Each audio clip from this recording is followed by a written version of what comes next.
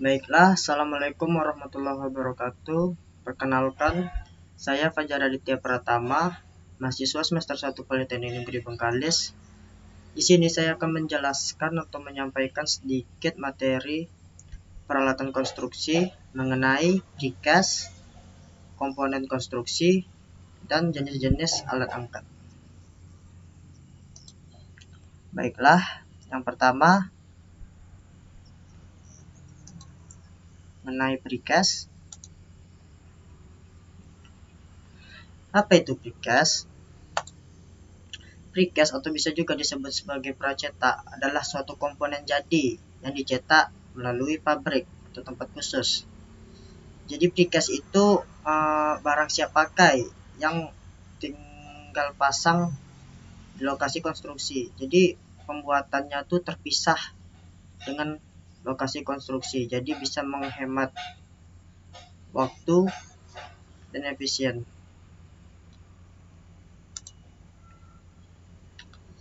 Beton precast adalah beton dalam bidang konstruksi struktur dengan berbagai beton sebagai penyusunnya. Jadi beton precast inilah yang dicetak di pabrik secara terpisah dari lokasi konstruksi.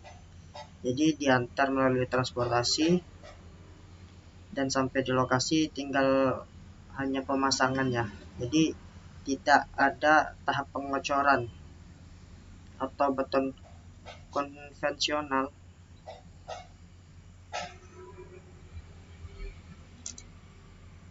Keunggulan dari precast, beton precast, 1. Kualitasnya merata atau standar dan standar pengendalian mutunya konsisten. Maksudnya kualitasnya merata adalah karena dicetak melalui pabrik, jadi kontrol mutunya terkontrol, jadi merata, tidak ada yang berlebih, tidak ada yang jelek.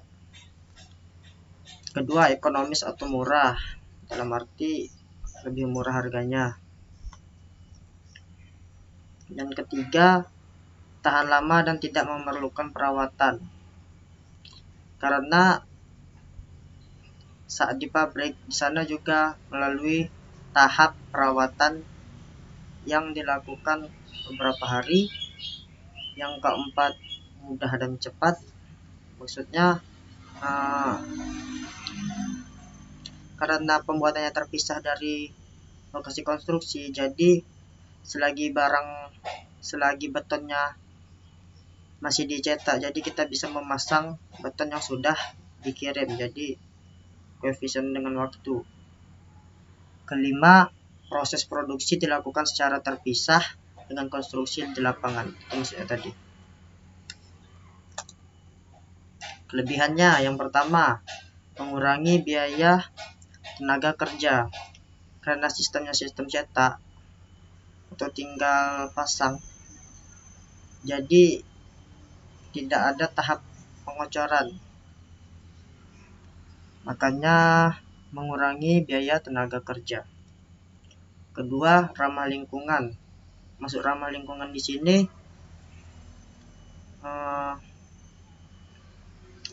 karena tidak ada tahap pengocoran tadi, jadi kita tidak mengganggu area lingkungan di sekitar lokasi kita. Dan yang ketiga, tidak terpengaruh cuaca, tahan terhadap air, api, gempa. Keempat, memiliki mutu dan kualitas yang baik. Maksudnya di sini karena pembuatannya dari pabrik, jadi ya kualitas mutunya terkontrol gitu, merata. Dan perawatannya terjaga. Yang kelima, hemat terhadap waktu. Kekurangannya yang pertama, ada perlu alat angkat karena tidak mungkin manusia yang mengangkatnya karena itu sangat berat. Yang kedua, membutuhkan biaya tambahan untuk transportasi. Biaya transportasi maksudnya dari area pabrik, dari tempat pencetakan menuju lokasi konstruksi membutuhkan transportasi. Yang ketiga, membutuhkan teknis dan biaya lapangan. Ini contoh gambar beton precast. Baik, selanjutnya mengenai komponen-komponen yang terkait pada konstruksi gedung. Jenis struktur bangunan ada dua, yaitu atas dan bawah. Yang atas merupakan seluruh komponen yang di atas tanah yang menopang bangunan dengan bentuk memanjang ke atas, seperti rangka, kuda-kuda, balok. Sedangkan yang bawah merupakan komponen yang bersentuhan langsung dengan tanah yang menjaga keseimbangan di atasnya. Komponen struktur bangunan. Yang pertama ada kolom. Ini ada contoh gambarnya juga. Kolom merupakan penerus beban langsung ke fondasi. Struktur kolom yang kuat merupakan gabungan dari bahan besi dan beton yang dimana kedua material tersebut tahan akan tarikan dorongan.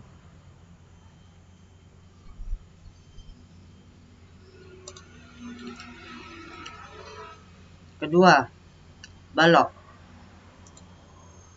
Balok merupakan penguat secara horizontal yang berfungsi sebagai dudukan lantai dan pengikat kolom lantai atas. Di sini juga ada contohnya. Yang ketiga yaitu atap. Atap merupakan bagian paling atas pada setiap bangunan yang melindungi penghuni di dalamnya, seperti melindungi dari hujan, cuaca panas.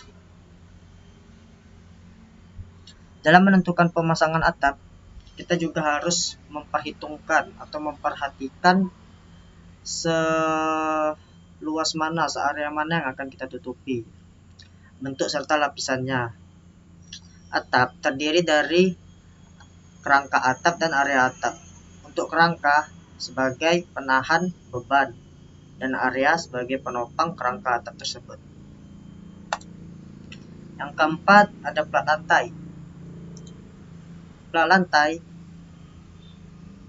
memiliki beberapa jenis bahannya. Ada yang terbuat dari kayu, ada dari beton, dan ada dari kayu semen, ada juga yang dari baja. Plat lantai terletak di atas permukaan balok-balok yang tertumpu pada kolom bangunan. Bahan-bahannya juga bermacam-macam, seperti yang tadi saya bilang, ada kayu, beton, dan kayu semen, serta baja. Sistem plat lantai ada dua, yakni plat satu sistem dan plat dua arah. Kelima yaitu ada tangga. Tangga merupakan penghubung lantai 1 dengan lantai 2 dan penghubung ke lantai seterusnya. Tangga terdiri dari plat, borders, dan anak tangga. Tipe-tipenya ada yang horizontal, melayang, tangga terjepit sebelah yang bertumbuh pada balok tengah, dan tangga spiral. Ini contoh dua jenis tangga.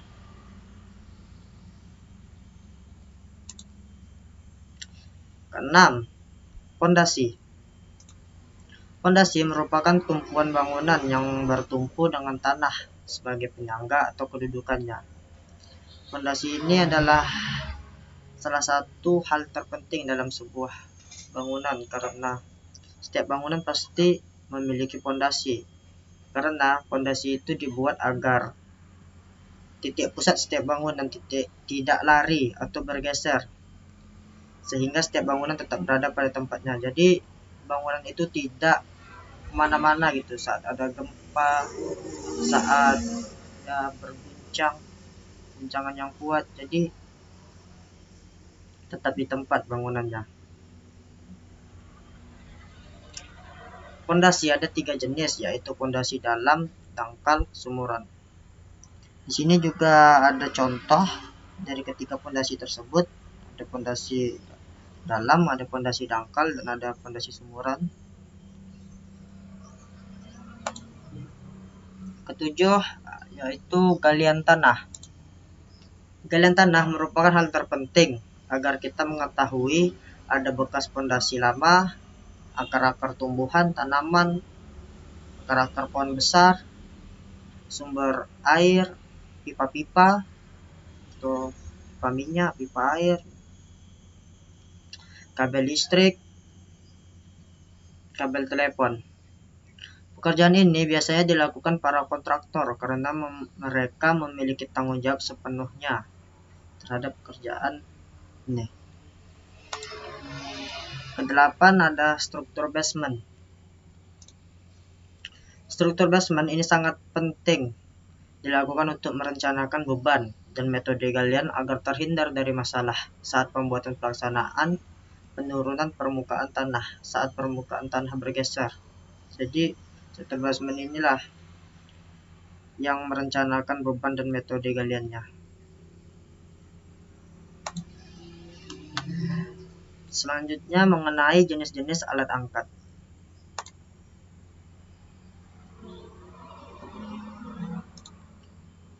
Apa itu alat angkat? Alat angkat atau biasa yang disebut dengan pesawat digunakan untuk mengangkat dan memindahkan sebuah barang yang memiliki berat, ketinggian, dan jarak yang tertentu yang tidak mungkin dilakukan oleh manusia. Mengapa tidak mungkin? Karena memiliki berat, ketinggian, jarak yang sudah di luar kemampuan manusia untuk mengangkatnya.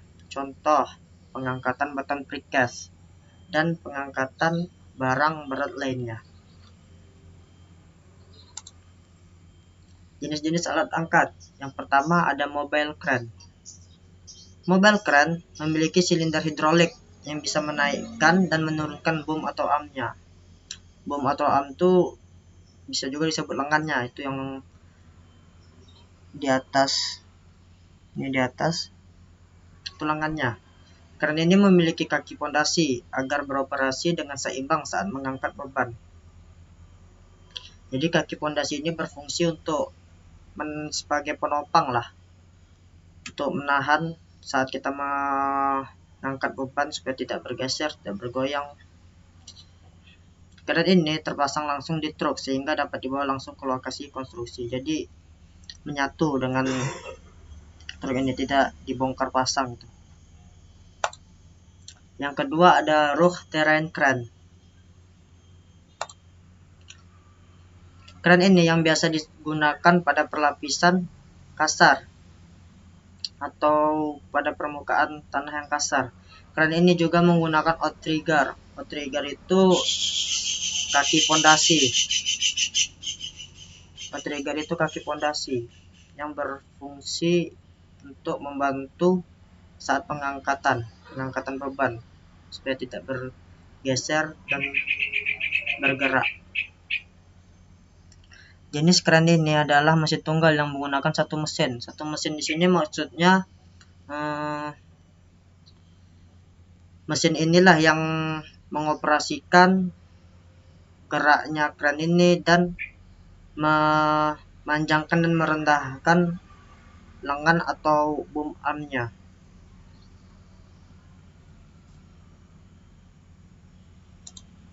Yang ketiga ada truck mounted crane.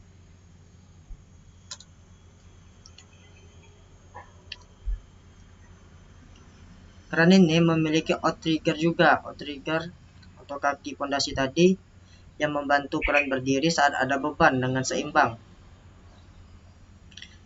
Crane ini memiliki ketinggian maksimum panjang lengan atau armnya hingga 35 meter. Mampu pengangkatan hingga 20 derajat dan mampu mengangkat kapasitas 12.900 kg hingga 13.155 kg. Yang keempat ada telescopic crane. Crane ini memiliki lengan atau arm yang sangat panjang hingga 73 meter yang single dan yang bukan single 108,2 meter maksimumnya. Memiliki mekanisme hidrolik untuk memanjang dan memendekkan boom atau armnya. Jadi armnya ini memiliki sistem mekanisme hidrolik untuk memanjangkan dan memendekkannya. Seperti contoh di gambar ini nih crane-nya. Dan yang kelima ada tower crane. Nah, ini yang biasa kita jumpai saat konstruksi berskala besar atau bangunan-bangunan gedung. Tower crane ini merupakan bentuk dari crane balance karena keseimbangannya, ketinggiannya, dan kemampuan mengangkat yang baik. Crane ini digunakan untuk pembangunan skala yang besar dan bangunan yang tinggi. Jadi seperti yang saya bilang tadi, crane ini digunakan pada saat konstruksi pembangunan skala besar dan bangunan gedung-gedung yang tinggi. Crane ini bisa dibongkar dan pasang, yang dimana membutuhkan waktu lama karena memiliki banyak bagian termasuk fondasi. Jadi crane ini bisa dibongkar pasang sehingga bisa dipindahkan kemana saja dengan bantuan transportasi. Keenam, ada loader crane. Crane ini memiliki tenaga hidrolik yang digunakan untuk memuat peralatan ke trailer atau sejenisnya. Jadi crane ini juga memiliki tenaga hidrolik penggeraknya. Crane ini sangat fleksibel karena bisa dilipat menjadi beberapa bagian sehingga mampu ke dalam ruang kecil.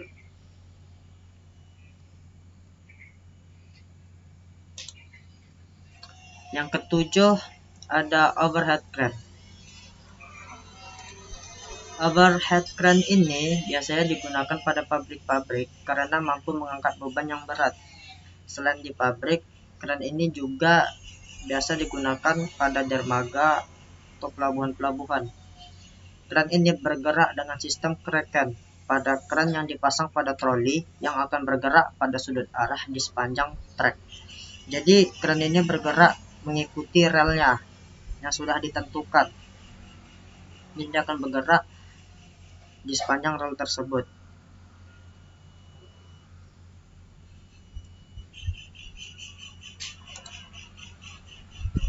Baiklah, sampai di sini materi yang saya sampaikan. Bila ada kata-kata yang salah, mohon maaf, dan beri saran dan kritiknya.